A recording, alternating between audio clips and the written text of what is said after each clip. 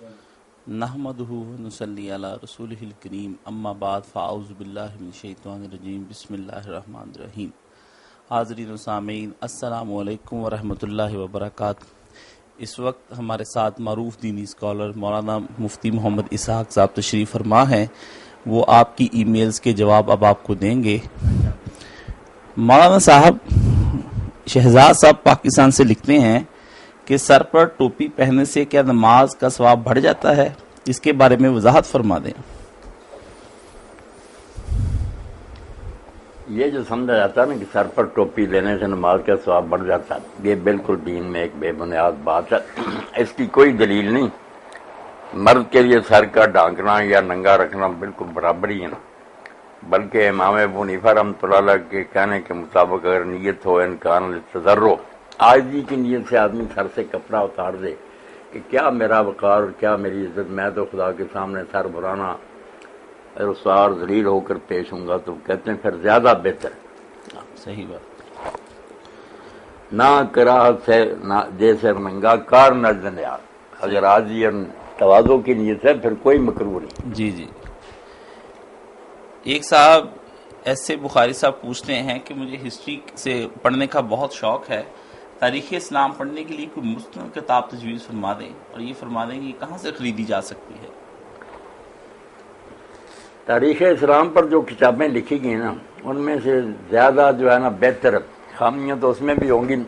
حاجی معین الدین ندوی صاحب کی تاریخ اسلام جو ہے نا، کیونکہ ندوہ کا معیار تحقیق کا بہت اچھا ہے، وہ پڑھنی چاہیے۔ دوسروں کی نسبت نہ احتیاط سے انہوں نے لکھی ہے تاریخ اسلام حاجی معین الدین ندوی۔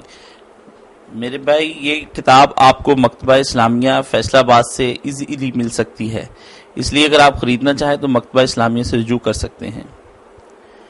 مولانا صاحب، ایک دوست محمد وسیم صاحب پوچھتے ہیں کہ حضرت عمار والی حدیث کے مطابق دوسرا گروہ تو جہنمی ہے، اور حضرت علی کے قول کے مطابق دونوں گروہ جنتی ہیں، اس تضاد کو کیسے رفع کیا جا سکتا ہے؟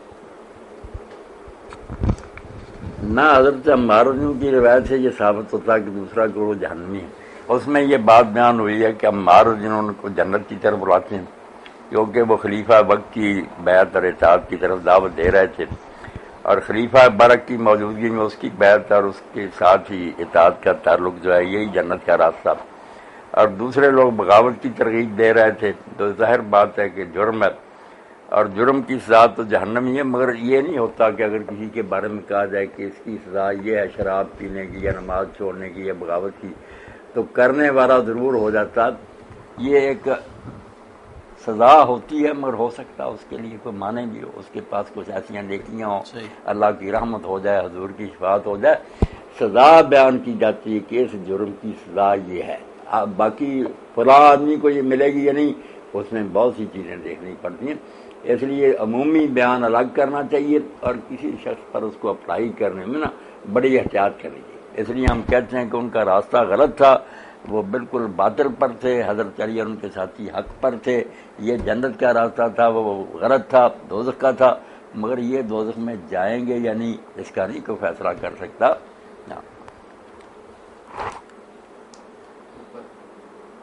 باقی حضرت علی کا جس قول کا حوالہ دیا، وہ کاشف صاحب میرے پاس بیٹھے، ایک مرتبہ ایک عالم دین سے بات ہوئی، انہوں نے کہا کہ اس میں مولانا آگے آتا ہے کہ جو لوگ میرے اور معاویہ کی طرف سے قتل ہوئے وہ تو بے گناہ، مگر معاملہ آ کر پھر اٹک جائے گا مجھ پر اور معاویہ پر، تو وہ پھر عالم دین چڑھ کر کہنے لگے کہ میں اب معاویہ کو دوزخ میں بھیجوں، تو ناراض ہو گیا۔ انہوں نے کہا نہیں، یہ بات نہیں، آپ نے حوالہ تو پورا دینا تھا نا، اتنا لکھ لیا کہ مصنف ابن ابی شیبہ میں کہ میرے اور اس کے مقتول جو ہے نا وہ جنتی ہیں، مگر آگے تھا کہ معاملہ جہاں آ کر اٹکے گا نا وہ میرا اور معاویہ کے، ان میں سے کس نے بھگتنا۔ ایک حدیث کے بارے میں ایک دوست پوچھتے ہیں، ان کا نام سلمان ہے، وہ پوچھتے ہیں کیا یہ حدیث صحیح ہے کہ خوش قسمت عورت وہ ہوتی ہے جس کے ہاں پہلا بچہ ہی لڑکی ہو، اور پیغمبر خدا نے بیٹی کو بیٹے پر کیوں ترجیح دی؟ وہ کہتے ہیں کیا یہ حدیث ہے؟ ایسی تو کوئی حدیث میرے علم میں، باقی جو بچیوں کو برا جانتے تھے نا، جاہلیت کا یہ اثر اب بھی باقی ہے کہ بچی پیدا ہو جائے تو کوئی مبارک نہیں دیتا، اس پر کوئی مٹھائی نہیں تقسیم کرتے، بلکہ غم چھا جاتا پورے گھر پر، ہے تو یہ جاہلیت کے اثرات۔ ہاں بچی جو نا اللہ تعالیٰ کے رسول نے اس کی بہت قدر بڑھائی کی، اللہ کی رحمت ہے، 3 بچیاں ہو جائیں 2 ہو جائے، آدمی ان کی پرورش کرے، ان کا نکاح کرے، اچھی تربیت کرے، تو وہ باپ کے لیے دوست کی طرف سے پردہ بن جائے گا، آڑ بن جائے گی، بہت قدر بڑھائی ہے۔ فہد احمد خان پوچھتے ہیں کہ پچھلی دفعہ رکوع کے متعلق جواب واضح نہیں ہو سکا، اگر صورتحال یہ ہو کہ کوئی نمازی مسجد میں داخل ہو اور اس نے جماعت حالت رکوع میں دیکھی تو کیا وہ وہی نیت باندھ کر رکوع میں چلا جائے اور حالت رکوع میں چلتے چلتے جماعت سے جا ملے؟ کچھ لوگ تو کہتے ہیں کہ یہ حضرت ابوبکر رضی اللہ عنہ کے لیے ہی تھا، پھر حضور نے کہہ دیا تھا کہ دوبارہ ایسا نہ کرنا، مگر صحیح ہے اگر رسول کریم علیہ السلام کے بعد بھی بہت سے صحابہ کرام رضوان اللہ عنہم اجمعین نے ایسا کیا کہ وہ مسجد میں داخل ہوئے اور دیکھا کہ جماعت جو ہے نا رکوع میں چلی گئی، تو انہوں نے سب سے پیچھے ہی رکوع کیا اور چلتے آئے پڑھتے آئے، اس کو رکعت کو انہوں نے شمار کیا۔ اس لیے علامہ البانی صاحب نے وہ سارے آثار بہت سے سلسلۃ الاحادیث صحیحہ میں جمع کر دیے۔ ٹھیک بات یہی ہے کہ جب آدمی آئے دیکھے نا جماعت چلی گئی رکوع میں، تو پیچھے سے رکوع کر کے چلتا ہے تو وہ اس کی رکعت بالکل صحیح شمار ہو۔ ایک ساتھی پوچھتے ہیں شہزاد صاحب، کیا ٹخنوں سے نیچے کپڑا ہو تو نماز ہو جاتی ہے اور دوران نماز کپڑا سمیٹنا جائز ہے؟ کپڑا جو ہے نا ٹخنوں سے نیچے ہر حال میں، یہ حضور علیہ السلام نے اس کو منع کیا اور یہ فرمایا کہ ٹخنوں سے نیچے جو لباس ہے وہ جہنم میں ہے تو بہت بری بات۔ اس لیے امام ابن حزم جیسے لوگ یہی کہتے ہیں کہ عین حال سے نماز میں وہ خدا کی نافرمانی کر رہا تو کیا نماز اس کی ہوگی، مگر باقی علماء نے یہی کہا کہ یہ گناہ اپنی جگہ ہے مگر نماز ہو جاتی۔ ایک روایت ابو داؤد شریف میں نا کہ آپ نے ایک شخص کو ایسی حالت میں دیکھا تو کہا جا کر وضو بھی کرو نیا اور دوبارہ نماز پڑھو، یہ کوئی اتنی زیادہ قوی نہیں روایت، پرہیز کرنا چاہیے ہر حال میں نا، نماز میں یا باہر ٹخنوں سے اوپر ہی بات رکھنا چاہیے۔ ایک ساتھی کا سوال ہے کہ آپ نے فرمایا کہ شادی شدہ عورت کپڑے نہیں سمیٹنے چاہیے نماز میں، جو ہے نا کپڑوں کو اکٹھا کرتے اوپر اٹھاتے ہیں، یہ نہیں ہونا چاہیے۔ رسول کریم علیہ السلام نے اس سے منع کیا کہ کپڑوں کو نہ سمیٹا کرو، رہنے دو ان کو اسی طرح۔ آپ نے فرمایا کہ شادی شدہ عورت اپنے شوہر کے لیے بمیں بنا سکتی ہے، کیا کنواری عورت بھی ایسا ہی کر سکتی ہے؟ ہماری عورت نے کس کے لیے کرنا، وہ اگر کرے گی لوگوں کو دکھاتی پھرے گی تو گناہ ہی ہوگا۔ وہ اللہ سے دعا کرے اللہ اس کو بہترین خامد دے دے تو پھر اس کے لیے بنے سنورے تو یہ نیکی ہوگی، عبادت ہوگی، پہلے تو فتنہ ہی ہوگی نا وہ لوگوں کے لیے۔ ایک مولانا رضوان احمد صاحب یو کے سے پوچھتے ہیں کہ توکل علی اللہ سے کیا مراد ہے اور اس کی ایک مسلمان کی زندگی میں کیا اہمیت ہے؟ توکل علی اللہ جو ہے نا توحید کا تقاضا، اللہ کو ماننے کا حق اسی صورت میں ادا ہوتا ہے کہ آدمی پھر اس پر مکمل بھروسہ کرے۔ تو توکل میں یہ چیز بھی شامل ہے، چھوٹی نیکی نہیں کہ یہ کوئی نفلی نیکی ہے، دین کی بنیاد ہے کہ اللہ کو اگر مانا ہے تو اس پر پوری طرح اعتماد کرے، اس کی طرف سے جو دکھ سکھ آئے، تکوینی امور پیش آئیں، تقدیر جس کو کہتے ہیں، ایک تو ان پر راضی رہے، گلہ اور شکوہ نہ کرے، دعا کرتا رہے کہ اللہ تعالیٰ میرے حالات درست کر، مگر اگر حالات جو ہے نا ناگوار بھی ہوں تو سمجھے کہ جو کر رہا ہے نا وہ مجھ سے زیادہ بہتر جانتا ہے، جہاں دانت جہاں داستن، جو دنیا کو چلا رہا ہے وہ حکمران زیادہ بہتر جانتا ہے کیا کرنا کیا نہیں کرنا۔ تو توکل اللہ کا ایک تقاضا تو یہ ہے کہ آدمی کو کوئی دکھ سکھ پیش آئے تو ہر حال میں راضی رہے، خوش رہے۔ اور دوسری بات یہ ہے کہ شریعت کے جو احکام اللہ تعالیٰ نے دیے نا ان پر کبھی گرا پیدا نہ ہو کہ یہ حکم دین نے کیوں دے دیا، اس پر کامل اعتماد کرے کہ جس نے حکم دیے وہ بہت دانا ہے، حکیم ہے، اس لیے اس میں مسرت اور بہتری ہے۔ تو تکوینی امور ہوں، تقدیر، اس میں رضا بالقضاء، اللہ کے فیصلے پر راضی ہے، اور شریعت کے جو احکام ہیں ان کے بارے میں دل میں کبھی یہ وسوسہ نہ آئے کہ دین نے یہ کیوں حکم دیا، اس کی بجائے یہ ہونا چاہیے تھا، یہ چیزیں توکل اللہ کے خلاف۔ اگر اللہ پر کامل اعتماد ہے نا کہ وہ ہمارے امور کا اور معاملات کا بہترین وکیل ہے، اس کے سپرد ہیں، ہم نے اس کے حوالے کر دیے، جو کرے ہم اس پر خوش ہی خوش ہیں۔ یہ ایسا سدا بہار پودا ہے جو دریا کے کنارے ہے، جس کو خشکی سالی کا سامنا نہیں، ورنہ اپنی کوشش اور تدبیروں سے چاہے نہ کہ آدمی دکھوں سے نجات پائے تو پریشانی سے نجات نہیں پا سکتا، ساری عمر نہ وہ پریشانی کا شکار رہے گا، غم اور دکھوں میں گرا رہے، سکھ نہیں مل سکتا اس کو۔ سکون اور اطمینان کا یہی طریقہ ہے کہ بس اللہ تعالیٰ جو کرے سمجھ لے کہ اس کی طرف سے جو آتا ہے وہ برا نہیں ہو سکتا، وہ قدوس اور پاک خدا ہے۔ تو یہ توحید کا لازمی تقاضا، اگر توحید پر ایمان ہے تو یہ خود بخود پیدا ہوگا، اور اگر اس میں خامی ہے توحید کا عقیدہ درست نہیں، اللہ کی صحیح پہچان نہیں اسے حاصل۔ رضوان احمد صاحب کا یوکے سے یہ سوال ہے کہ کیمیہ سعادت تصنیف امام غزالی جو ہے اس میں یہ لکھا ہوا ہے کہ مومن دن بھر میں 1 بار، مسلمان 2 بار اور گدھا 3 بار کھاتا ہے۔ کیا رسول خدا نے اپنی ساری زندگی میں دن بھر میں صرف 1 بار کھانا کھایا اور ہمیں بھی ایسا ہی کرنا چاہیے؟ کیمیہ سعادت جو نا امام غزالی رحمۃ اللہ علیہ، امام صاحب صوفی تھے، انہوں نے تصوف کی روشنی میں ایسی باتیں کہی ہیں جن میں ذرا کھانا کھانے سے پرہیز کرنے کی باتیں، نہ یہ حدیث ہے نہ کوئی دین کا حکم ہے کہ 1 ہی بار کھاؤ، آدمی ضرورت کے مطابق کھا سکتا ہے۔ باقی یہ اگر وہ کھانے پینے کوئی شعار بنا رہے کہ بس اور دھندا ہی کوئی نہیں، کھاتے رہو پیتے رہو بچے جانتے رہو، تو یہ بہیمیت ہی ہے، جانوروں جیسی زندگی ہے، پھر انسانیت تو نہیں۔ انسان کو تو چاہیے کہ کھانا اتنا کھائے کہ اس کے جسم کو نہ وہ زندہ رکھے، باقی کھانے کو اپنا نہ شکر بنا لے کہ صرف کھانے پینے سے تروکار رہے، تھوڑا کھائے۔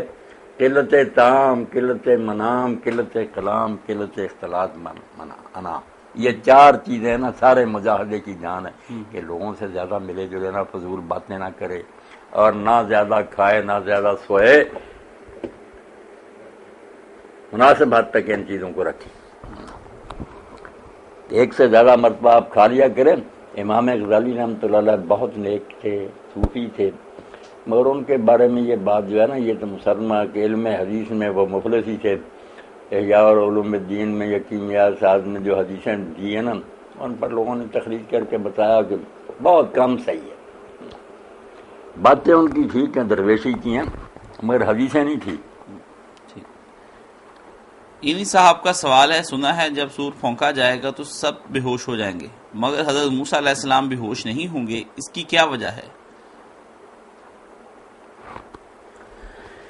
اس کی وجہ اللہ کے رسول علیہ السلام نے بھی نہیں بیان فرمائی، اس طرح ہی کہا کہ جب سور پھونکا جائے گا تو سب لوگ بے ہوش ہو جائیں گے، سب سے پہلے میں ہوش میں آؤں گا، تو میں دیکھوں گا کہ موسیٰ علیہ السلام عرش کا پایا پکڑ کر کھڑے ہوں۔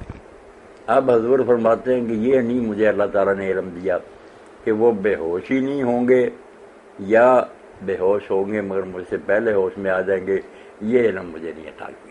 یہ خبر اللہ کے رسول نے دی کہ ہوش میں مجھ سے پہلے ہی ہوں گے۔ مولانا صاحب، کیا قرآن سے استخارہ کیا جا سکتا ہے؟ یعنی دعا کر کے قرآن مجید کھول لیں اور پھر اس کا ترجمہ پڑھ کر اس سے جواب اخذ کر لیں، یہ شرعاً کس حد تک جائز ہے؟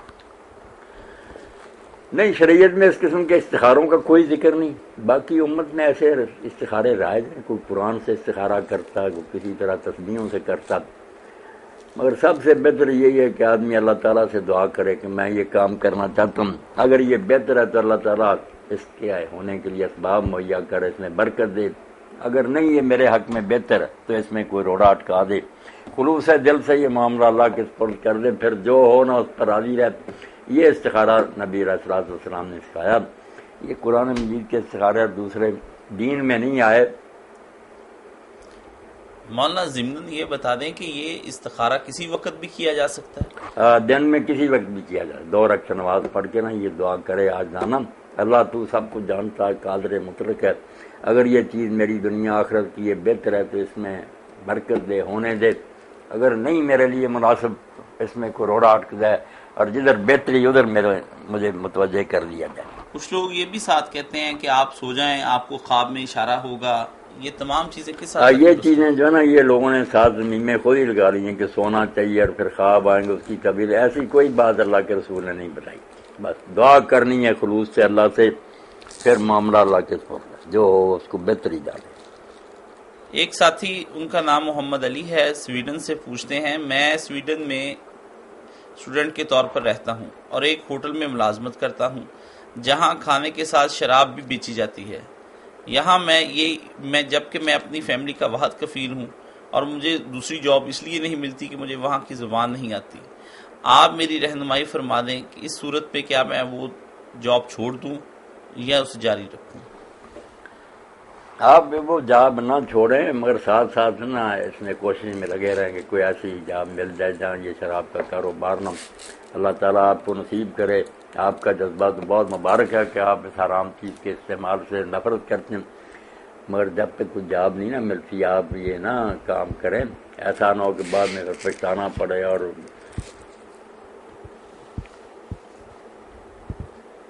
مولانا اللہ تعالیٰ آپ کے لیے حالات بہتر کرے۔ بیرون ملک رہنے والوں کو عموماً یہ پریشانی لاحق رہتی ہے، یا انہیں وہاں شراب بیچنی پڑتی ہے، یا انہیں کچھ اس طرح سور کا گوشت جس میں برگر وغیرہ میں ڈالتے ہیں۔ یہی دارالکفر میں مصیبت ہے نا۔ تو یہ جو ہمارے دوست صرف اپنی زندگی کی عیش و آرام کے لیے یا تعیشات کے لیے یا سائشات کے لیے دارالاسلام چھوڑتے ہیں اور دارالکفر کی طرف چلے جاتے ہیں، تو یہ شرن اس کی کیا حیثیت رہ جاتی ہے؟ جرم ہی ہے نا، ہونا تو یہی چاہیے کہ دارالکفر میں جو لوگ ہیں وہ ہجرت کر کے دارالاسلام میں آئیں۔ اسلام میں مالک گئے گزرے بھی ہوں گے تو بہرحال ان چیزوں سے تو پرہیز ہوگا کافی حد تک۔ میں دنیا کی خاطر جانا بری بات ہے، رزق تو جو ہے نا آدمی کا پیچھا کرتا ہے، جو قسمت میں وہ آپ کو ضرور ملے گا، جو نہیں نا آپ کہیں چلے جائیں، لکھے لیکھ نہ مٹن ہدایت اللہ پامے لنگ سمندروں پار دیں، آپ کہیں بھی چلے جائیں اگر وہ قسمت میں نہیں ملے گا۔ یہ عقیدہ اور ایمان مسلمان کا ایمان کا جز ہے کہ اللہ تعالیٰ نے جو میرے لیے لکھا نا وہ مجھے ملے گا، جو نہیں لکھا وہ نہیں ملے گا۔ اس لیے جائز طریقوں سے وہ جہاں ہے وہاں ہی کوشش کرے، بالکل ٹھیک ہے۔ مجھے ایک بات یاد آتی ہے کہ ایک آدمی بنارس جانے لگا، ہندوؤں کا وہ بہت بڑا مرکز ہے نا، مندر ہیں بڑے بت ہیں وہاں، تو ایک بزرگ سے جو اس کے مرشد تھے رہبر ان سے ملنے کے اور کہنے لگا مولانا آخری سلام ہے، میں بنارس جا رہا ہوں روزی کے لیے۔ تو بزرگ نے ہی کہا کہ بنارس کے رب کو میرا سلام کہنا۔ تو اس نے کہا توبہ توبہ، بنارس کے رب کو کیا اور؟ انہوں نے کہا بنارس کا رب اور نہ ہوتا تو تم وہاں کیوں جاتے؟ اگر وہاں بھی وہی رب ہے تو یہاں رہ کر نہ اس سے مانگتے کہ میں یہی رہوں گا، اس نے توبہ کی کہ میں نہیں ہندوؤں کے گھر میں جاؤں گا۔ اس لیے نا جہاں ہیں آپ پیدا ہوئے وہاں ہی کوشش کریں، انشاءاللہ نا آپ کی نیت نیک ہوگی تو وہاں ہی اسباب مہیا کر دیں، نہ جائے پردیس میں۔ کتنے لوگوں نے دھکے کھائے اور بہت تباہ حال ہوئے، دنیا آخرت دونوں برباد ہوئے۔ ایک دوست ہیں شاہ زیب صاحب دبئی سے، وہ پوچھ رہے ہیں کہ مولانا صاحب میں آپ کا بہت بڑا فین ہوں اور اللہ کا شکر ہے کہ میں آپ کے خطبات عموماً سنتا رہتا ہوں۔ اب مجھے دو طرح کے سوال ذہن میں اچانک آئے ہیں اور وہ ان کے جواب درکار ہیں کہ قرآن کریم میں آتا ہے کہ 7 دنوں اور 6 راتوں میں اللہ تعالیٰ نے زمین و آسمان کو تخلیق کیا، تو اس سے پہلے رب تعالیٰ کہاں تھا؟ ہو سکتا ہے یہ میرا سوال عجیب ہو، لیکن میرے دماغ میں یہ سوال آیا تو پوچھ لیا۔ اللہ آپ کو خوش رکھے، آپ کا دینی شرف اللہ تعالیٰ اور بڑھائے۔ ایسے سوال جو نا ذہن کو پریشان کرنے کے لیے کہ دنیا 7 دنوں تو نہیں آیا، اللہ تعالیٰ نے 6 دن میں کہا کہ زمین و آسمان میں نے 6 دن میں پیدا کی۔ یہ قرآن مجید میں کئی جگہ بات آئی ہے۔ اب اس سے پہلے کیا تھا کیا نہیں تھا اس کا ہم کیا تذکرہ کریں؟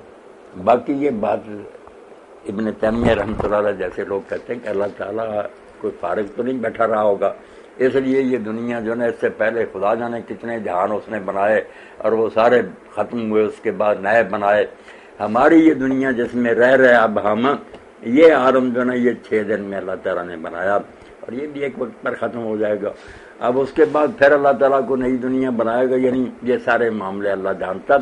کئی باتیں ایسی جو حضرت امام جعفر صادق نے کہا کہ کئی، مگر یہ عام انہوں نے کہا بیان کرنے کا نہیں، لوگ پریشان ہوں گے۔ کئی مرتبہ جہان فنا ہو چکا، قیامتیں ہو چکی ہیں، وہ لوگ جنت دوزخ میں جا چکے ہیں، یہ بار بار ہو چکا ہے، نئی دنیا پیدا ہوتی ہے، ان کا امتحان ہوتا، مگر ان کو ان کا زیادہ نہ پھیلاؤ، عام لوگ ان کو نہیں برداشت کر سکتے۔ ابن تیمیہ رحمۃ اللہ علیہ اس کے قائل تھے کہ اللہ تعالیٰ نے کبھی فارغ نہیں تھا، دنیا بنتی رہی ہے، بے شمار مرتبہ بنی ہے، اس نے جہان پیدا کیے، مگر یہ ساری چیزیں جو نا ہمارے لیے راز ہی ہیں، اللہ اپنی دنیا کو خود ہی بہتر جانتا۔ مولانا صاحب ایک دوسرا سوال جی ہاں، دوسرا سوال ان کا یہ تھا کہ وہ جن کے بارے میں پوچھنا چاہتے تھے کہ میرا دوسرا سوال یہ ہے کہ ایک انسان کی روح اس کے جسم کے لیے بنی ہے، کیا کوئی دوسری روح اس کے جسم پر آ سکتی ہے؟ تو جن کیسے آ جاتا ہے؟ جن آ نہیں جاتا، جیسے سانپ وغیرہ ڈستے ہیں نا تو آدمی کے اندر زہر سرات کر جاتا ہے، یا جراثیم آپ لوگ کہتے ہیں کہ انسان کے اندر آ جاتے ہیں بیمار ہو جاتا، جیسے وہ جراثیم داخل ہو جاتے ہیں نا، ایسے جنات بھی سمجھنے جراثیم کی طرح کی ایک غیر مرئی مخلوق ہے، وہ بھی انسان پر قابو پا لیتے ہیں، اس کو بے بس کر دیتے ہیں، اپنی مرضی کے مطابق اس کو چلاتے ہیں۔ یہ ان کا چھو جانا، قرآن پاک کہتا ہے نا، یہ تخبط الشیطان من المس، بلا شبہ، بالکل، کہ وہ چمٹ کر انسان کو یہ پاگل بنا دے۔ مطلب بڑی اچھی مثال ہے، جیسے جراثیم آ جاتے ہیں ہمارے جراثیم جسم میں، جبکہ روح بھی موجود ہوتی ہے اور جراثیم بھی آ جاتے ہیں، بالکل، اور سانپ کا زہر پورا اثر کرتا ہے جسم۔ صحیح بات۔ فاطمہ صاحبہ پاکستان سے سوال کرتی ہیں، مولانا صاحب مجھے یہ بتا دیجئے کہ روزے کا فدیہ کیا ہے اور یہ کب اور کس صورت میں چھوڑا جا سکتا ہے؟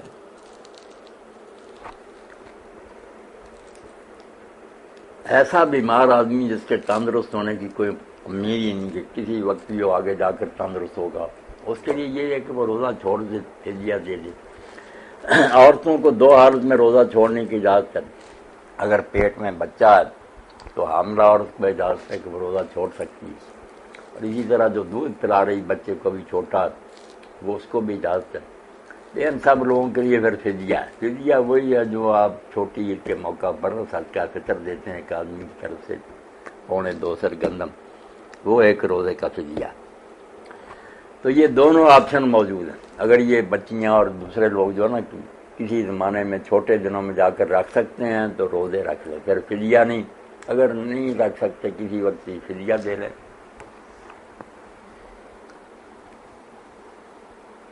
مولانا صاحب ایک سوال ایک خاتون نے بھیجا ہے، صفیہ نام کی خاتون ہیں، وہ پوچھتی ہیں مولانا صاحب ایک حدیث ہے کہ جنت میں آدمی اسی کے ساتھ ہوگا جس سے وہ محبت کرتا ہے، اب میں جنت میں اپنے شوہر کے ساتھ ہوں گی یا اپنے محبوب کے ساتھ؟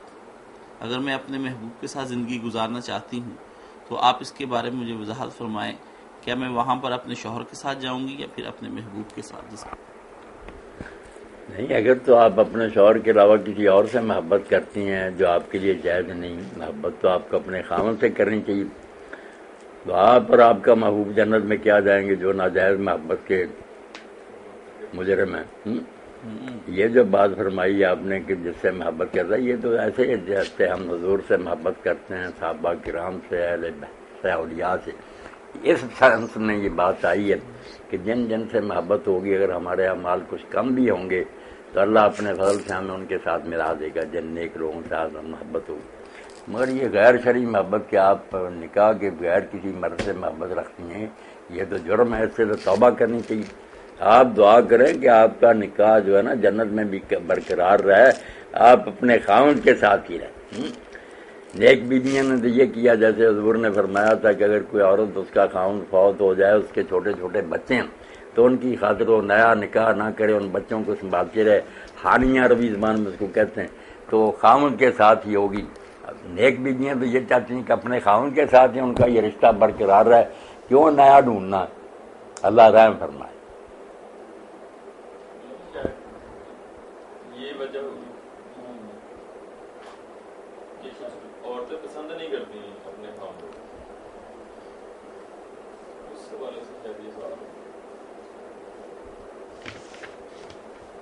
مولانا صاحب ایک دوست وقاص عزیز نہیں، اگر وہ خاوند بھی ٹھیک ہوگا، سر صاحب کہہ رہے ہیں اگر وہ کسی وجہ سے اپنے خاوند کو پسند نہیں کرتی، خاوند بھی جنت میں چلا گیا، یہ بھی تو اللہ تعالیٰ نے قرآن پاک میں فرمایا نا کہ خاوند بیوی ہو یا دوسرے لوگ دلوں میں جو رنجشیں اور ناراضگیاں نا نزا نا معافی صدور من غل، ہم سب کے دلوں سے وہ کینے بوجھ نکال دیں گے، بالکل محبت سے سب لوگ رہیں گے، یہ ناراضگیاں انشاءاللہ ختم ہوں گی، چلے جائیں خاوند بیوی جنت میں۔ اللہ مولانا صاحب محترمہ ہنا پوچھتی ہیں، السلام علیکم، وعلیکم السلام ورحمۃ میں نے نبی کریم صلی اللہ صلی علیہ اللہ وسلم علیہ وسلم کو خواب میں اس حالت میں دیکھا کہ آپ بچے کی مانند ایک خوبصورت بچے کی مانند مجھے نظر آئے اور وہ زمین پر 3 قسم کی لکیریں کھینچ رہے تھے، کیا آپ مجھے بتا سکتے ہیں اس خواب کی تعبیر کیا ہو سکتی ہے؟ اس کی تعبیر کے لیے تو کوئی سوچنے کا موقع دینا چاہیے، تیر تکے نہیں چلانے چاہیے۔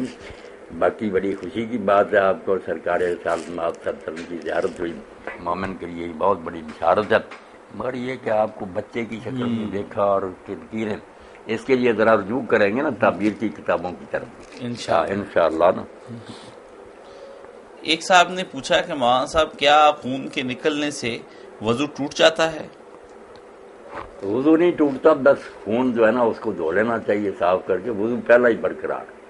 جب روایتوں میں بات آتی ہے نا کہ پی پر لہو وغیرہ نکلنے سے خون وضو ٹوٹ جائے، وہ صحیح نہیں۔ ایک دوست وقار امریکہ سے پوچھتے ہیں، میری بیوی نے قرضہ لیا اور اس کے بعد اب اس قرض کو اتارنے کے لیے وہ پارٹ ٹائم جاب بھی کر رہی ہے، کیا کوئی شخص اسے اپنی زکوٰۃ کے ذریعے سے اس کا قرض اتارنے کے لیے اس کی مدد کر سکتا ہے؟ بالکل کر سکتا۔ قرآن مجید میں جو مصارف بیان ہوئے نا زکوٰۃ کے، ان میں والغارمین بھی، کہ جو قرض کے بوجھ تلے دبے ہوئے جو لوگ ہیں نا، وہ بے شک کچھ جاب بھی کرتے ہیں، ان کی مدد کرنی چاہیے۔ قرض اتروانا جو ہے بہت اعلیٰ نیکی ہے۔ ایک دوست پوچھتے ہیں سعودی عرب سے کہ السلام علیکم، وعلیکم السلام۔ اسلامی حکومت میں لا کس فرقے کا اپنایا جائے گا؟ ہر فرقہ اپنے آپ کو حق کہتا ہے اور دوسرے کو باطل، یہ کیسے ممکن ہوگا کہ ایک اسلامی حکومت کے بننے کے ساتھ ہی تمام فرقے بھی ختم ہو جائیں گے؟ فرقوں میں جو زیادہ اختلاف ہے نا وہ پرسنل لا میں کہ نماز کیسے پڑھیں، نکاح طلاق وغیرہ لوگ، یہ لوگوں کے ذاتی معاملے ہیں، اس میں حکومت کو دخل دینے کی کوئی ضرورت نہیں، ہر شخص اپنے طریقے پر عمل کر سکے گا، کوئی خرابی نہیں۔ باقی جو پبلک لا ہے نا اس میں انشاءاللہ سارے مل کر فیصلہ کریں گے، بہت کم اختلاف ہے، اور ضرورت جو ہے نا خود ہی ایجاد کی ماں، جب حالات پیش آئیں گے سب کا دماغ درست ہو جائے گا کہ اس سے ملک کا انتظام اچھا چل سکتا، آنے تو دے اسلامی حکومت۔ بلا شبہ۔ مولانا صاحب، امر بالمعروف اور نہی عن المنکر، کیا یہ ہر مسلمان کی ذمہ داری ہے کہ وہ یہ کام کرتا رہے، یا اس کے لیے مخصوص گروہ ہی ہونا چاہیے تاکہ دوسرے شعبوں پر بھی توجہ دی جا سکے؟ نہیں، یہ ہر مسلمان کی ذمہ داری ہے، مگر اس کو صحیح طریقہ سے ادا کرنے کا طریقہ تو یہی ہے سب کی ذمہ داری، مگر جو عملی طریقہ نا وہ یہی ہے، ایک گروہ ہو جس کے پاس اقتدار ہو، صاحب حکومت ہو، مسلمان حکمران، وہ اس کا اہتمام کریں، اور اگر ایسی صورتحال نہ ہو تو ہر شخص اپنی استطاعت کی حد تک ذمہ دار ہے کہ جو اس کے بس میں ہے وہ برائی کے خلاف احتجاج کرے، ٹوکے، کوئی اثر قبول کرے یا نہ کرے، یہ بالکل فرض ہے ہر مسلمان کا۔ جزاکم اللہ حسن الجزا۔ مولانا صاحب بہت شکریہ، آپ نے ان سوالات کے جواب دیے۔ ہم اپنے ساتھیوں کے لیے سے یہ استدعا کرتے ہیں کہ وہ مزید سوال ہمیں بھیجتے رہیں، ہم انشاءاللہ العزیز مولانا صاحب سے اس کے بارے میں پوچھتے رہیں گے۔ اسی کے ساتھ ہم اپنے پروگرام کو ختم کرتے ہیں۔ السلام علیکم ورحمۃ اللہ وبرکاتہ۔ کیا بات ہے؟ چلو نحمدہ ونصلی علی رسولہ الکریم، اما بعد فاعوذ باللہ من الشیطان الرجیم، بسم اللہ الرحمن الرحیم۔ حاضرین و سامعین، السلام علیکم ورحمۃ اللہ وبرکاتہ۔ اس وقت ہمارے ساتھ معروف دینی اسکالر مولانا محمد اسحاق صاحب تشریف فرما ہیں۔ آج مولانا صاحب دراصل ان سوالات کے جواب دیں گے جن کے حوالے درکار ہیں۔ میں مولانا سے بلا تاخیر سوالات کا آغاز کرتا ہوں۔ مولانا صاحب، ایک ساتھی نے سوال کیا ہے کہ نبی کریم صلی اللہ علیہ وسلم کی ایک مشہور حدیث ہے جس میں صحابہ کرام کو کسی جگہ پر جانے کے لیے کہا گیا اور کہا گیا کہ وہ عصر تک وہاں پہنچ جائے، بعد میں وہاں نماز عصر پڑھنے کا بھی حکم دیا گیا۔ ان صحابہ کے دونوں گروہوں میں اختلاف ہو گیا کہ نماز عصر کے وقت میں اسی وقت پڑھنی چاہیے یا بعد میں جا کر، تو اس بارے میں وہ ساتھی پوچھتے ہیں کہ آخر ان میں سے ایک گروہ تو حق پر ہوگا ہی نا، وہ گروہ کون سا تھا؟ اس بارے میں وضاحت فرما دیں۔ میں حدیث پاک کا متن پڑھ دیتا ہوں جو صحیح بخاری میں ہے، کتاب المغازی ہے، باب مرج النبی صلی اللہ علیہ وسلم من الاحزاب مخرج الی بنی قریظہ و محاصرۃ ایام، کہ رسول اللہ احزاب کی جنگ سے لوٹے تو پھر آپ نے بنو قریظہ کا محاصرہ کیا، کیونکہ انہوں نے بھی اس جنگ میں غداری کی اور کفار کے ساتھ مل گئے۔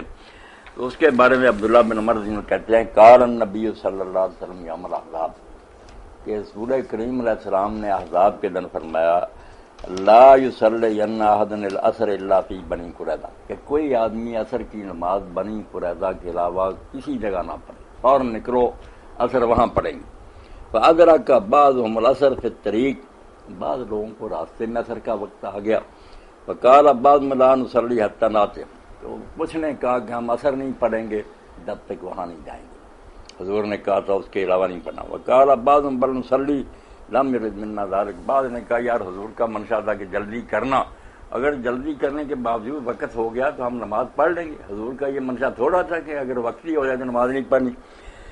فذکر ذلک للنبی صلی اللہ علیہ وسلم، تو یہ بات بعد میں نبی علیہ السلام کے سامنے بیان ہوئی کہ کچھ نے راستے میں نماز پڑھنی ہے، کچھ نے ابھی تک نہیں پڑھی۔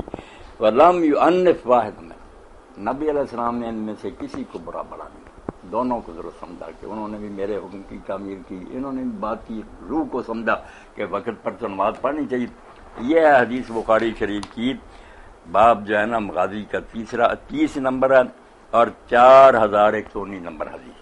آپ نے کسی کو نہیں کہا کہ یہ ٹھیک ہے یہ غلط، دونوں کو کہا کہ ان میں سے کسی نے برا نہیں کیا، انہوں نے لفظوں پر عمل کیا، انہوں نے معنی سوچا کہ مطلب تو جلدی تھا، اگر اس کے باوجود دیر ہوگی تو نماز کیوں لیٹ کرے۔ دونوں گروہ جو ہے نا سچے ہو، اس لیے اہل ظاہر ہوگا کہ ہم تو وہاں ہوتے تو نماز جا کر بنو قریظہ میں پڑھتے، ہم نے نہیں راستے میں پڑھی تھی، وہ اہل ظاہر ہو گئے۔ جو اہل الفقہ وہ ہوگا کہ یار ہم بات کو سمجھتے تھے کہ جلدی کرنی ہے، مگر اگر وقت ہو گیا تو کیوں لیٹ کرے، وہ پھر اہل الفقہ ہو گئے، دوسرے اہل ظاہر۔ دونوں کو حضور نے کسی کو برا نہیں کہا، نہ فیصلہ سنایا کہ یہ سچا ہے جھوٹا، صاف لفظ ہے۔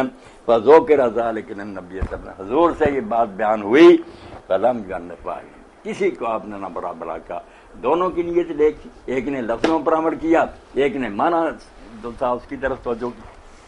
یہ بخاری شریف کتاب المغازی حدیث نمبر 4119۔ اس سے مولانا موجودہ دور کے فرقوں کے لیے بڑی روشنی ہے، اس بڑی روشنی کہ دین پر عمل کرنے میں اگر نیت نیک ہے نا، اور وہ ان میں اختلاف بھی ہو جائے، کوئی سمجھے آیت اور حدیث کا یہ مطلب ہے، دوسرا سمجھے، کوئی بات نہیں۔ اللہ رسول جو ہے نا ان کے حوصلے بہت وسیع ہیں، سب کے لیے ان کے دروازے کھلے ہیں، رحمت ہے، سب ان کے دامن میں پناہ لیں گے، کسی کو برا بلا نہیں آپ نے کہا۔ قرۃ العین پاکستان سے یہ سوال پوچھتی ہیں، آپ نے ایک حدیث کے بارے میں فرمایا کہ یہ اس حدیث کا ایک راوی کمزور ہے، حدیث وہ یہ ہے کہ رسول خدا نے فرمایا ہے تم میں سے کوئی آدمی کھڑے ہو کر پانی نہ پیے، جو بھول کر پیے وہ کیا کرے۔ آپ نے کہا اس کا ایک راوی کمزور ہے، وہ راوی کون سا ہے؟ ازراہ کرم حوالہ دے دیں۔ یہ تو پھر کتاب نکالنی پڑے گی، کوئی دوسرا سوال ہے۔ ہاں اس کے بعد دوسرا، جی ہاں وہ کہہ کر کے، تو اس بارے میں دوسرا سوال جو ہمیں، اگر مسلم شریف ہوتی تو پھر پتہ کیا کتاب الاشربہ، کتاب الاشربہ بیٹا نکالے نا۔ اتنی دیر میں ہم ایک اور سوال لیتے ہیں اور سوال کہ مولانا صاحب ام سفیان کینیڈا سے پوچھتی ہیں حضرت معاویہ رضی اللہ تعالیٰ عنہ کے بارے میں دو حدیثوں کی کیا حیثیت ہے؟ ایک حدیث میں انہیں کاتب وحی کہا گیا ہے اور دوسری حدیث میں نبی کریم صلی اللہ علیہ وسلم نے دعا کی ہے کہ اے اللہ معاویہ کو ہادی اور مہدی بنا دے۔ ان احادیث کا حوالہ دے دیں اور یہ بتائیں کہ آیا یہ احادیث صحیح ہیں یا نہیں۔ ایک روایت جو ہے نا صحیح جامع ترمذی کی، اس میں یہ آتا ہے کہ حضرت معاویہ رضی اللہ تعالیٰ عنہ کے بارے میں حضور نے دعا کی اللہم اجعلہ ہادیا مہدیا واہدہ، اور امام ترمذی اس کو کہتے ہیں کہ یہ حسن غریب حدیث ہے تو راوی ایک حدیث کا مگر حسن ہے۔ نیچے انہوں نے پھرنا علامہ مبارک پوری نے کہا کہ نہیں یہ بات درست نہیں۔ قال الحافظ ابن حجر رحمۃ اللہ علیہ فرماتے ہیں اسناد لیس بصحیح، اس کی سند جو ہے نا وہ صحیح نہیں ہے، کیونکہ امام ترمذی نے جو کہہ دیا نا کہ عبد الرحمن بن ابی امیرہ جو ہے یہ صحابی ہے، وہ کہتے ہیں نہیں یہ صحابی نہیں، یہ تابعی ہے، صحابی جو کہتے ہیں نا اس کا صحابی ہونا ثابت نہیں ہوا۔ قال الحافظ قال ابن عبد البر لا تصح صحبته ولا يصح اسناد حدیث، یہ میں 354 صفحہ اور یہ جو ہے نا صحیح ترمذی کی شرح اس میں سے پڑھ رہا ہوں، تحفۃ الراضی امام مبارک پوری کی، ابن عبد البر کہتے ہیں کہ نہ اس کا صحابی ہونا ثابت ہے، نہ اس کی حدیث کی سند صحیح، یہ 354 صفحہ سے پڑھا۔ جی یہ آپ کے لیے انہوں نے صحیح مسلم دیکھ لیجیے۔ کون سی چیز پانی کھڑے ہو کر پینے؟ جی ہاں، اور جو پانی اگر بھول بھی جائے کھڑے ہو کر تو وہ کیا کر دے، کیا کر اس میں اللہ کے رسول علیہ السلام کے ذمہ یہ حدیث بیان کی گئی کہ آپ نے فرمایا، ابو ہریرہ کہتے ہیں کہ لا یشربن احد منکم قائما، تم میں سے کوئی کھڑا ہو کر نہ پیے، فمن نسیہ فلیس، جو بھول کر پی لینا وہ کیا کرے۔ اس میں جو راوی نا عمر بن حمزہ، یہ بال اتفاق صحیح، یہ نہیں صحیح۔ باقی امام مسلم کا یہ طریقہ کہ وہ پہلے جو حدیثیں لاتے ہیں نا باب میں، وہ صحیح راوی ہوتے ہیں، بعد میں ان کی تائید کے لیے ضعیف اور کمزور راوی بیان کر رہے ہیں۔ یہ بالکل بال اتفاق نا عمر بن حمزہ جو ہے نا ضعیف ہے۔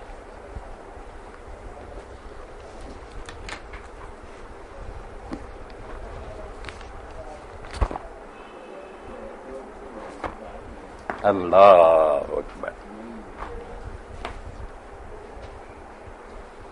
چلو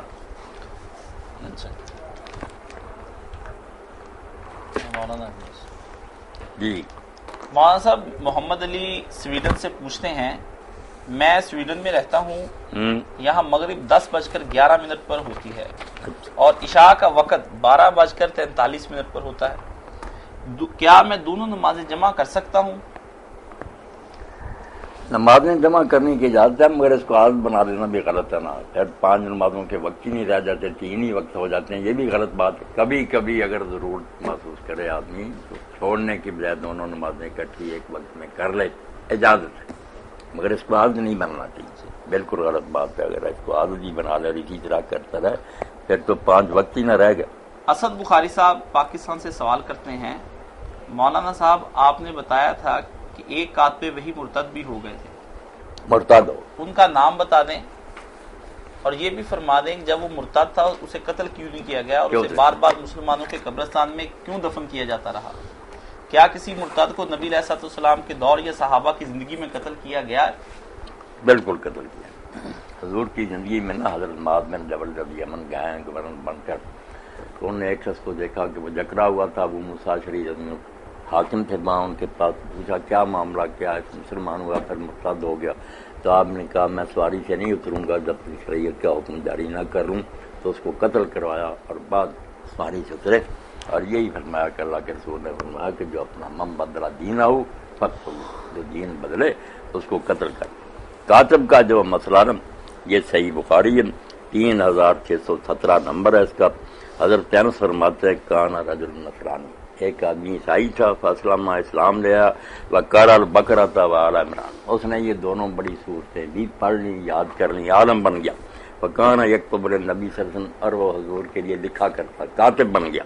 فہذا نصرانی، پھر عیسائی ہو گیا۔ فکان یقول ما یدری محمد الا ما کتبت له، اور یہ بکواس کرنے لگا کہ حضور کو کیا علم ہے، میں جو لکھ دیتا تھا اس کو ہی کہہ دیتے ہیں یہ وہی ہے۔ فاماتہ اللہ، اس کو پھر ان لوگوں نے اللہ نے مار دیا، فدفنوه، لوگوں نے دفن کیا۔ وقد لفظته الارض، صبح زمین نے اس کو باہر پھینک دیا، لے اپنے پیٹ میں قبول کیا، لاش باہر تھی۔ فقالوا هذا فعل محمد واصحابہ، لوگوں نے کہا کہ یہ رسول اللہ اور آپ کے ساتھیوں کا کام ہے کہ انہوں نے اس کی لاش باہر پھینکی ہے۔ لما حرام منهم نبش عن صاحبنا فالقوه، تو جب ان سے بھاگ گیا تو انہوں نے ہمارے آدمی کی قبر نہ کھود کر اس کو باہر پھینک دیا۔ القب فحفروا له فآمكوا، پھر دوبارہ قبر کھودی، گہری کھودی، پاس بہا وقت اللہ، صبح پھر دیکھا کہ زمین نے اس کو باہر پھینک دیا۔ فقالوا هذا فعل محمد واصحابہ، پھر کہنے لگے یہ حضور اور آپ کے ساتھیوں کا کام ہے۔ نبشوان صاحبنا لما حرب منہم، جب ان کے حد سے ہمارا ساتھی بھاگ گیا تو انہوں نے قبر کھودی، فالقوا خارج القبر، باہر پھینکا، فحفروا له وامكنوا في الارض ما استطاعوا، پھر انہوں نے قبر کھودی، بہت گہری کھودی جہاں تک بس میں تھا۔ فاصبح قد لفظت الارض، صبح دیکھا تو پھر زمین نے اس کو باہر پھینکا ہوا، قبول ہی نہیں کیا۔ فعلموا ان ليس من، لوگوں کو پھر پتہ چل گیا کہ یہ انسانوں کا کام نہیں، اللہ کی طرف سے پر مار پڑی، فالقوا، پھر انہوں نے پھینک دیا۔ یہ ہے جو کاتب وحی مرتد ہو گیا، عیسائی ہو گیا۔ اب اس میں بعض لوگ سوال کرتے ہیں اس کا لکھا لمحہ کے فرض میں یہ نہیں پتا چلا کہ اس کا نام کیا تھا، مگر کہتے ہیں مسلم کی روایت میں یہ ابن حجر رحمۃ اللہ فتح الباری میں کان من رجل من بنی نجار، کہ جو مدینہ کا قبیلہ بنو نجار تھا نا اس میں تھا وہ۔ فن ترک، یہ جو ہے کہ اس کو قتل نہیں کیا حضور نے، یہ بھی سوال میں نے پڑھا تھا نا کسی نے کیا کہ کیوں نہیں قتل کیا کئی مرتد جو ہے، تو جب ایک شخص بھاگ ہی گیا اسلامی حکومت سے اور کسی دوسرے علاقے میں چلا گیا تو پھر تو ہماری ذمہ داری نہیں کہ وہاں سے اس کو ڈھونڈتے ہم تعالیٰ کا ہارے من بھاگ گیا، حتی لحق بہل کتاب، یہودیوں کے ساتھ عیسائیوں کے مل گیا، ورا وہ انہوں نے اس کو بہت اچھالا کہ دیکھو حضور کا کاتب تھا یار، یہ بتا رہا کوئی وہی نہیں جو ہم کہتے تھے. اس میں میرا خیال ہے فترہ کو منبوذا، بعد میں روایت میں آتا کہ لوگوں نے پھر ویسے ہی اس کو پڑا ہوا چھوڑ دیا، دفن نہیں کیا، چونکہ نے قبول ہی نہیں. اس روایت میں چونکہ آتا ہے کہ اسے کیوں مسلمانوں کے قبرستان میں دفنایا جاتا رہا، دفنانے سے لوگوں نے سمجھا شاید وہ مسلمانوں کے ساتھ تھا، حالانکہ دفنانے کا طریقہ یہودیوں اور نہیں، عیسائیوں میں بھی مسلمانوں کے قبرستان میں نہیں، جہاں وہ دفع ہو گیا تھا نا وہ عیسائی اپنے قبرستانوں میں دفن کرتے ہیں. صحیح مسلمانوں نے آدھا نسلان عیسائی ہو گیا حتی لحق بہل کتاب، ان کے ساتھ جا کر شامل ہو گئے. تو جو ہمارے علاقے سے نکل جائے ہم اس کا پیچھا تو نہیں کرتے کریں گے کہ دفعہ کہاں ہوگا، اگر اسلامی حکومت میں رہے گا مرتد ہوگا قتل ہو جائے گا، اور اگر وہ دارالکفر میں چلا جاتا ہے تو اسے پھر نہیں اس کو پکڑنے کی ضرورت نہیں، دفعہ ہو گیا ہمارے علاقہ سے. صحیح. اس سے یہ بھی پتا چلا کہ جو بعض لوگ کہتے ہیں نا فلاں کاتب بھائی تھا، وہ کہاں یکتب النبی، حضور علیہ السلام کے کاتب ہی تھا، وہ مرتد ہو گیا.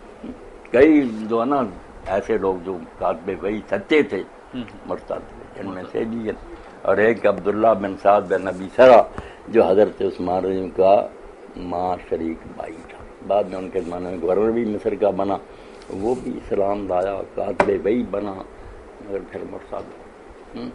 اس کو پھر حضور نے فرمایا کہ جہاں پاؤ قتل کرو، مگر حضرت عثمان رضی نے پناہ دے دی اس کو، سادہ آدمی سے ان کے پاس چھپ گیا، انہوں نے پناہ دے دی، کئی دن مسلمان ڈھونڈتے رہے، پھر حضور کے پاس لے آیا کہ یا رسول اللہ اس کی توبہ قبول کرے. تو آپ نے فرمایا اچھا بھائی یہ مسلمان ہو گیا، مگر بعد میں بھی حضرت عثمان رضی کے زمانہ میں جب اس کو گورنر بنا دیا، اس نے ایسے کام کیے کہ حضرت عثمان رضی کے خلاف دنیا ہوگی، اس کی شرارتوں کی وجہ سے. یہ عبداللہ بن سعد بن نبی سرانم اس کی یہ حرکت، یہ بھی کاتب بھائی مرتد ہو گیا. مولانا صاحب ایک سوال ہمارے ایک دوست نے بھجوایا ہے، وہ پوچھتے ہیں کیا قادیانیوں کا ذبیحہ حرام ہے؟ ایک، کیا قادیانی اہل کتاب ہیں؟ اور کیا قادیانیوں کے گھر کا پکا ہوا کھانا یعنی گوشت وغیرہ جائز ہے یا نہیں؟ قادیانی اہل کتاب نہیں، مرتد ہیں. اہل کتاب صرف یہود اور نصارہ ہیں، باقی امتیں جو نا ان کے پاس کوئی ثبوت نہیں کہ وہ آسمانی کتاب میں. ہمارا خیال یہ کہ ان کے پاس ہی کتابیں آئی ہوں گی، مگر جن کتابوں کو اللہ نے اپنی کتاب مانانا صرف یہود نصارہ کی تورات دی ہے، یہ اہل کتاب قادیانی مرتد. باقی ذبیحہ جو ہے نا اس کے بارے میں سمجھتا ہوں کہ ذبیحہ ہر ایک کا حلال ہی ہے، اگر اللہ کا نام لے کر دعا کرے. اس کے لیے جو شرط ہے نا کہ مسلم ہی کرے یا فلاں، یہ کوئی ایسی کوئی وزنی بات نظر نہیں آتی. جیسے مولانا وحید عثمان، یہ کئی نیک لوگوں نے کہا نا کہ ذبیحہ کوئی بھی کرے ایک طرح رگیں کاٹے اور بسم اللہ کہے، اللہ کا نام لے، وہ حلال ہی حلال ہے. یہ بات درست ہی معلوم ہو، درست ہیں کافر بے دین مرتد. کیا نابالغ لڑکے کی امامت جائز ہے؟ کچھ مساجد میں ایسا ہو رہا ہے کہ نابالغ لڑکے کو آگے کھڑا کر کے اس کے پیچھے بالغ مرد اپنی نماز ادا کرتے ہیں، یہ کس حد تک صحیح ہے؟ اچھا، نابالغ لڑکے کی ہم جو ہے نا صرف ایک ہی مثال ملتی ہے کہ ایک قبیلے کے لوگ جو تھے نا ان میں ایک بچہ تھا جو مسافر آتے حضور کے پاس سے، وہ ایسے سناتے تو وہ یاد کرتا رہا. جب وہ قبیلہ مسلمان ہوا تو انہوں نے کہا یار امامت سے پھر وہی کرائے گا جس کو شاید، تو بچہ ہی 6-7 سال کر رہا، وہی ان کی امامت کراتا رہا. مگر اس میں یہ نہیں آتا کہ حضور کو انہوں نے اطلاع دی یا پوچھا. اس لیے امام ابن اعظم اور حنفی جو کہتے ہیں نا کہ امامت بالغ کو کرانی چاہیے، چھوٹے بچوں کو نہیں کرانی.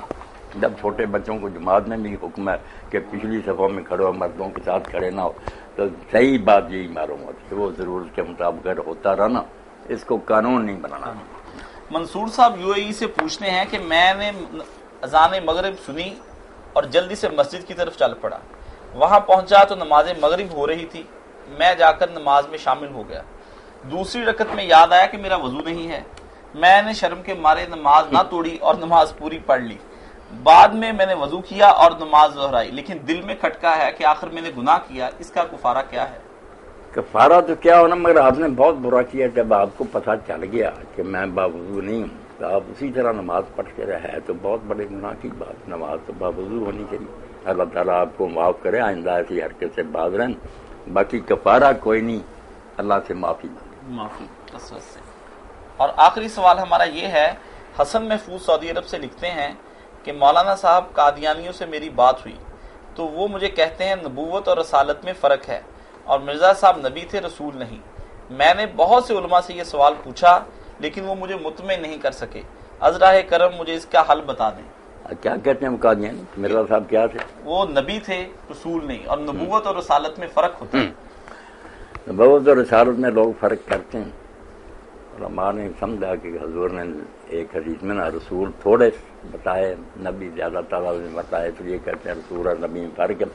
اور اللہ تعالیٰ بھی جو کہتا ہے قرآن میں کہ میں رسول ہیں ولا نبی، نہ ہم نے کوئی رسول بھیجا اور نہ کوئی نبی، دو لفظ فرمائے نا، پتہ چلا کہ واقعی دو الگ الگ ہو گئے، رسالت الگ ہے، نبی الگ ہے۔ مگر وہ فرق یہ نہیں جو انہوں نے بنا لیا، وہ فرق یہ ہے کہ رسول جو ہوتا نا اس کی ذمہ داری بہت نازک ہوتی ہے، وہ اس وقت بھیجا جاتا ہے جب اس قوم پر حجت تمام ہو جاتی، آخری چانس ہوتا، اس کے بعد یا وہ ایمان لائیں یا پھر وہ اگر مسلمانوں کی تعداد زیادہ تو مسلمانوں مجاہدوں کی تلوار سے قتل ہوں گے، ورنہ اللہ تعالیٰ عذاب نازل کے وہ قوم بچ نہیں سکتی جس میں رسول کی بعثت ہو جائے۔ نبی جب آتے رہتے ہیں، نبی قتل بھی ہو جاتے ہیں، ان کے بعد بھی سلسلہ چلتا رہتا، ایسا نہیں ہوتا کہ آخری موقع دیا جائے اس قوم کو، رسول بالکل آخری بات ہوتی ہے۔ باقی یہ نہیں فرق کہ رسول جو ہے نا ہر کوئی بن جائے یا نبی بن جائے، وہ عہدے دونوں ہی ختم۔ جب نبی ختم ہو گیا خاتم النبیین تو رسول تو اپنے آپ ہی ختم ہے۔ رسول تو اس سے بھی خاص تھے نا، نبی ہوتے تھے، ایک ٹائٹل اور ہوتا تھا کہ نبی ہیں اور آگے رسالت بھی ہے کہ آخری موقع اللہ دے رہا، اس لیے یہ نہیں کہ ہم نبی ہیں رسول نہیں، رسول نبی تو ہوتا ہی ہوتا ہے، ایک تمغہ اور اس کے ساتھ ہوتا ہے کہ نبی ہے اور ساتھ رسول بھی ہے، آخری موقع ہے، سمجھنا تو سمجھ۔ اس لیے یہ جو کہتے ہیں نا کہ مرزا صاحب یہ نہیں فلانی، بالکل بکواس کرتے ہیں، اور اللہ پناہ دے ان قادیانیوں کو، اللہ ہدایت دے۔ مرزا صاحب تو اس قابل ہی نہیں تھے کہ انہیں کوئی اچھا عالم بھی سمجھا جائے، نہ کوئی ان کے پلے علم تھا، جہالت کی باتیں ان کی ایسی کھلی انجن سے نہ ہر شخص واقف، اور ان کی سادگی ہے بیچاروں کی کہ جس کو جب پیروں کو لوگوں نے خدا بنا لیا، مرزا صاحب تو مناظر چلاک آدمی تھا، ان کو اگر نبی بنا بیٹھے سادہ لوگ کیا گلا کریں، یہاں خدا ماننے والے ہیں کہ یہ بندے کی شکل میں پیر خدا ہے، اس امت کا کیا کریں۔ یہاں ایک بات جو درمیان میں آئی نا، یہ حوالہ دینا ضروری، کہ لوگ جو پڑھ لیتے ہیں نا، یہ حضرت معاویہ رضی کے بارے میں جو روایت تھی نا، اس میں انہوں نے صاحب تحفۃ الراوی، ایک تو سعید بن عبدالعزیز راوی احادی مہدی والی، جس کو کہا کہ یہ آدمی اچھے تھے مگر اختلاط آخر عمر میں جا کر نا ان کا حافظہ نہیں ٹھیک رہا تھا، مختلف تھا، گڑبڑ۔ اور دوسرا جس صحابی کا حوالہ نا کہ عبد الرحمن بن ابی امیرہ یہ بیان کرتے ہیں، اس کا کہا کہ قال ابن عبد البر لا تصح صحبتہ ولا یصح اسناد حدیث، نہ اس کا صحابی ہونا صحیح ثابت ہوا تابعی، اور نہ اس روایت کی سند صحیح ہے کوئی۔ اور آگے جو لکھا نا بہت عمدہ ہے، یہ فتح الباری کا حوالہ ہے، تحفۃ الراضی کے صاحب نے بھی اس کو نقل کیا کہ لوگوں نے اس کی شان میں کئی حدیثیں بنا دی۔ اعلم ان قد ورد فی فضائل معاویہ حدیث کثیرہ، سن لو حضرت معاویہ کی شان میں بہت حدیثیں لوگوں نے بیان کر دی، کتابیں بنا دی، لیکن لیس فیہا ما سے من طریق الاسلام، مگر سند کے لحاظ میں ان میں سے ایک بھی صحیح نہیں۔ وبذالک جزم اسحاق میں راہ و نسائی وغیرہ، یہ بڑے بڑے عالموں نے وضاحت کر دی ہے کہ جتنے مرضی دفتر کاڑے کرتے رہیں کوئی شان نہیں اس کی تھی۔ وقد صنف ابن ابی عاصم جزءا فی مناقب وکذالک عمر غلام سالم ابو بکر نقاش، ان لوگوں نے جن کے نام لیے نا حضرت معاویہ کی شان میں رسالے اکٹھے کیے کہ یہ بھی حدیث ہے، یہ بھی۔ وأورد ابن جوزی فی الموضوعات بعض الاحادیث التي ذکروا، ابن جوزی نے اپنی کتاب میں ان میں سے کچھ حدیثیں اپنی موضوعات کی کتاب میں ذکر بھی کی۔ ثم ساقہ اسحاق میں راہ ہوا ہے انہ قال لم یصح فی فضائل معاویہ شیء، بعد میں ابن جوزی نے امام اسحاق میں راہ ہوا کے حوالہ سے لکھا کہ حضرت معاویہ کی فضیلت میں کوئی شے ثابت نہیں، بالکل یہ جھوٹی بات ہے۔ واخرج ابن جوزی ایضا من طریق عبداللہ بن احمد بن حنبل سالت ابی ماتقول فی علی معاویہ، بہت ضروری حوالہ اس لیے نقل کرا رہا ہوں، فتح الباری نے لیا ذکر معاویہ۔ اور یہ تو امام احمد ابن حنبل کے بیٹے عبداللہ نے پوچھا ماتقول فی علی معاویہ، کہ ابا جی آپ علی اور معاویہ کے بارے میں کیا کہتے ہیں فاترہ کا؟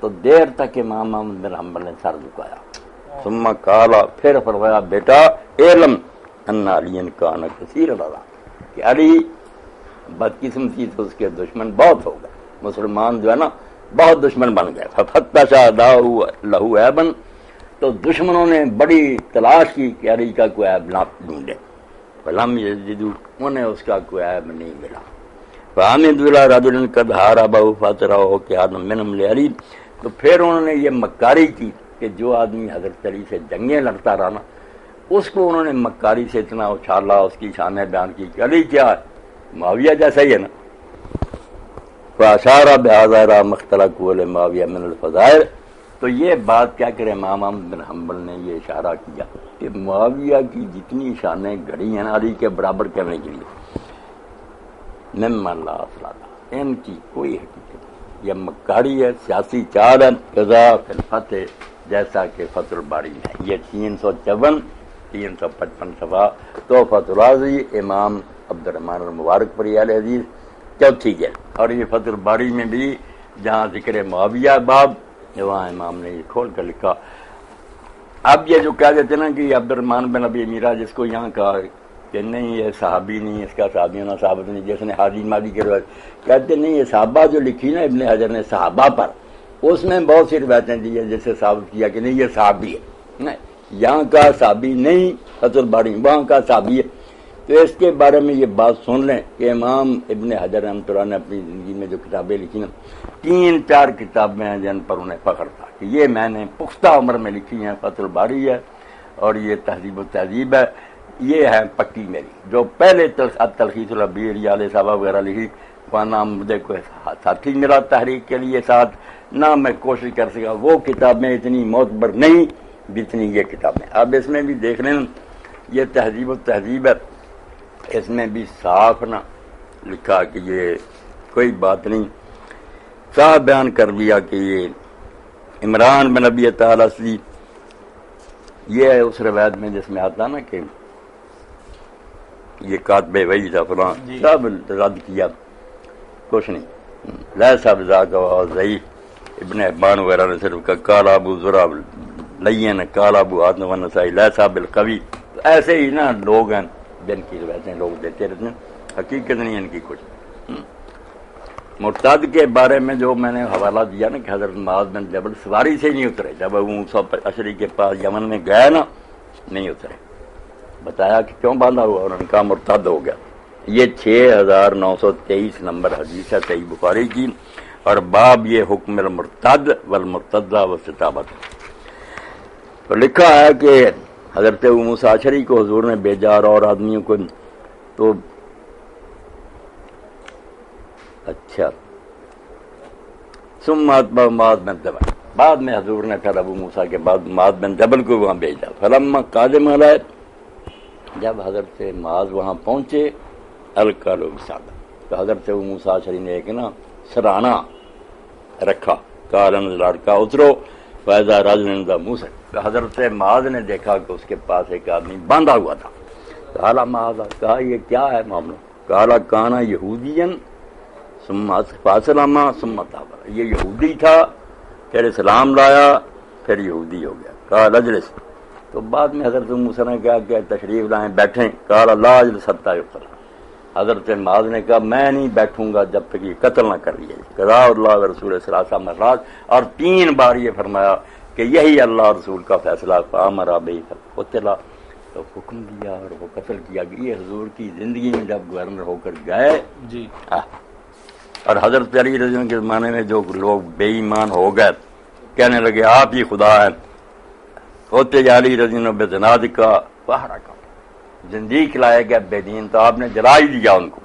فبلغ ذلك ابن عباس فقال لو كنت انا لم احركم لنهي رسول الله لا تعذبوا بعذاب الله، جب حضرت ابن عباس کو یہ خبر ملی کہ حضرت علی نے جلا دیا تو انہوں نے کہا میں اگر ہوتا نا جلاتا نہ، کیونکہ حضور نے کہا کہ اللہ والا عذاب بندوں کو نہ دو، آگ والا، فلا قتل تم نے قول رسول اللہ صلی اللہ علیہ وسلم، آگ کی بجائے میں انہیں تلوار سے قتل کرتا، کیونکہ رسول اللہ نے فرمایا من بدل دینہ، جو دین بدلے اس کو قتل کر۔ اس مسئلے میں ابن عباس رضی اللہ تعالیٰ عنہ کی یہ جو رائے ہے کہ خلیفہ راشد نے ایک اسلامی قانون کے مطابق جو فیصلہ کیا ہے، کیا وہ رائے اور فیصلہ آپس میں ٹکراتے نہیں؟ جب پڑھتے ہیں نا سارے معاملات تو اس طرح نہیں انہیں آگ میں جلایا کہ آگ جل رہی تو اس میں پھینک دیا. یہی ہے حضرت معاذ بن جبل نے بھی اس کو قتل کیا، وہ بھی بعد میں جلا دیا. لاشیں جلائی ان کی عبرت کے لیے کہ لوگ کانپ جائیں کہ ان لوگوں کا حشر کرنا ہے، دفن کے بھی لائق نہیں، پہلے قتل ہی. زندہ نہیں جلایا. زندہ. اللہ اکبر. تو یہ یاد رکھیں کہ ابن حجر رحمۃ اللہ علیہ کی کتابوں میں سے فتح الباری، تہذیب التہذیب، مشتبہ اور یہ جو کہتے ہیں نا تخلیق التعلیق، یہ ہیں کتابیں جن پر انہوں نے فخر کیا کہ آخر عمر میں نے لکھی ہیں. ان پر مجھے اعتماد ہے. جو باقی لکھی نا حسابہ اور یہ ابتر اس وقت مجھے نہ کوئی معاون ملا نہ میں خود زیادہ چھان بین کر سکا. بڑی پتے کی بات ہے. اسی کے ساتھ مولانا میں آپ سے ایک چھوٹی سی گزارش یہ کروں گا کہ ہر سوال کے شروع میں آپ کے لیے سلام بھی آتا ہے اور تحسینی کلمات. وعلیکم السلام ورحمۃ اللہ. میری طرف سے ہم سب بھائیوں کو نام بنا سلام احسان گلے تنا سلام ہزار. جو میرے بھائی بہن مشرق مغرب میں مجھے سلام کہہ رہے نا، میری طرف سے ان سب کے لیے سلام ہے. میں ان کے لیے دعا گو. وعلیکم السلام ورحمۃ اللہ وبرکاتہ. اللہ انہیں خیر سے رکھے، میرا اور ان کا انجام بخیر کرے. زندہ رہیں تو اسلام پر رہیں، موت آئے تو اللہ کے رسول کے دین پر آئے. نکل جائے دم تیرے قدموں کے نیچے، یہی دل کی حسرت، یہی آرزو ہے. اور میں نے ایک ساتھی کل دور سے پوچھ رہا تھا غیر ملک سے، میں نے کہا یار میری تمنا ہے یار اللہ یہ پوری کرے کہ آخر وقت ہو، لوگ بیٹھے ہوئے ہیں مسائل پوچھ رہے ہیں، ان کے شاید کا کیا مطلب ہے، میں بتاتا ہی نہ خاموش ہو جاؤں. اسی حال میں موت آ جائے. اللہ ایسی موت ہی مجھے نصیب کرے کہ دین کی باتیں ہو رہی ہوں اور روح اللہ کے حوالے کرتا. نکل جائے دم تیرے قدموں کے نیچے، یہی دل کی حسرت، یہی آرزو. وہ مسلم شریف کی روایت رہ گئی ہے کہ اس کا بھی ساتھ ہی بیان کریں، جیسے تھا نا کہ جو کہہ کرے اس کا بتا دیا نا کہ عمر بن حمزہ وہی راوی اس میں ضعیف. اللہ اکبر. اسی کے ساتھ ہم آج کا پروگرام ختم کرتے ہیں. انشاءاللہ پھر حاضر کے لیے ہمیں اجازت دیجیے. السلام علیکم ورحمۃ اللہ وبرکاتہ. خیر.